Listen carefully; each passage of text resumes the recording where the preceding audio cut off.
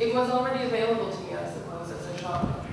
Performance was something you could do, and there was already a lively cultural performance, and I think that some of the first works I did were in, of course, in the Western Front in a kind of open series that Catherine Ritter organized in the Eating Dance space.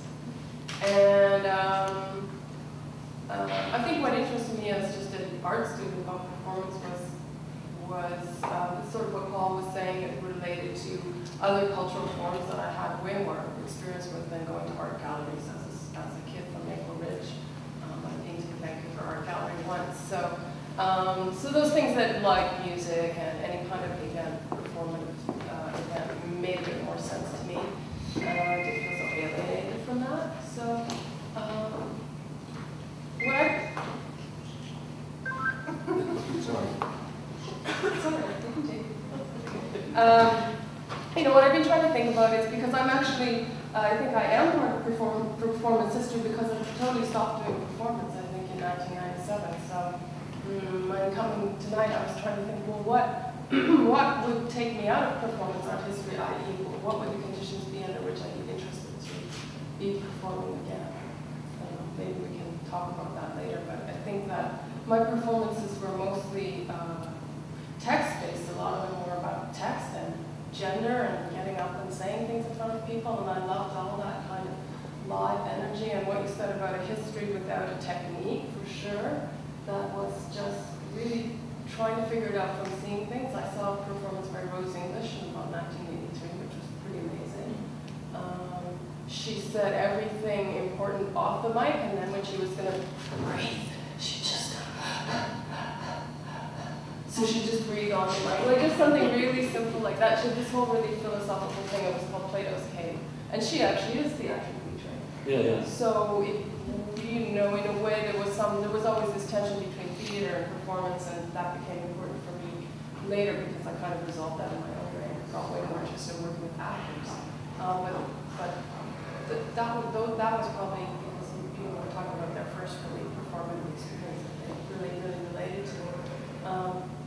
Just one other thing, this sort of random, but one other thing I'd offer in trying to, for me there was a lot of limitations to doing performance, and I agree the word performance art really ran out of steam for me. And the structures, like the festival structure, or even your night at the Western Front where it was going to be your night for your performance, I just found that really limiting. But I couldn't think my way out of it. It wasn't only that the structures were holding me back. I somehow couldn't stop talking. I couldn't stop making performances that were based around my talking, and I couldn't quite figure out how to do actions. I don't think we have that really for me anyways, I never perceived such a strong tradition of actions in Vancouver. More or less somewhat narrative, somewhat text-based, funky, campy performance works. But one thing I saw that struck me very much was not that long ago, 7 years ago, 6 years ago, Yvonne Rader was doing a workshop in Copenhagen, where I happened to be there. And she just worked with these students for a week, maybe. And it was their time to do their post-workshop with the Yvonne Rader performance. And it was at 2 o'clock in the afternoon in this nice art school in Copenhagen. And it was such a great way to go see a performance, like just in the middle of your day, didn't cost anything, you had very low expectations, you just moved from room to room with people.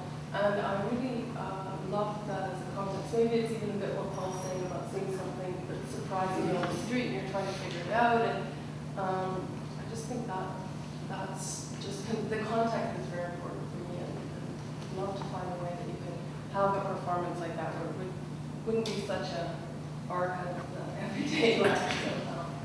What about the relationship between performance and writing, like the Cooney School, or between photographic practices where you kind of took your performance into in some ways? Well, I suppose there was a point when, writing became important, and it was really nice. I made these texts, and there was these nice writers in Vancouver, and they're still here. They were calling themselves the Cooney School of Writing, and they basically kind of just came up to me and said, well, you're doing some interesting things, but maybe you should know about these other things. And they were really generous and helped me realize there was another art form there in terms of kind of avant-garde poetics. So that was all important. And but the photographic I think what happened in not so much only to me, but in the sort of 90s, I was already teaching here, taught my first class here with Bobby Kozak, wacky radio and TV transmission class, and then I taught some performance classes. Those are also some of my favorite performances in class with the students. Again, totally just, it's not a big arc of going somewhere at 8 o'clock at night. It's like, oh, it's your turn, and people do the most wild, beautiful things. But people started feeling, whereas in the, I believe in the 60s and 70s and 80s, there being a kind of ethic around not showing the videotape document as the performance. And I think that really shifted in the 90s and caused a lot of changes. People started performing before the camera, like you say, on YouTube, but even before that, just like taking the camera as the stage. And in one way that meant people didn't have to interact with the audience, which was always a really fun and scary part of doing performances, but other things also happened. But I got interested in the gallery space because I felt like, I realized it was also a kind of repressed performance space where people come. It's like an anti-stage somehow, where the artist's up on the wall, but somehow you're actually the one on the stage, potentially. That's interesting.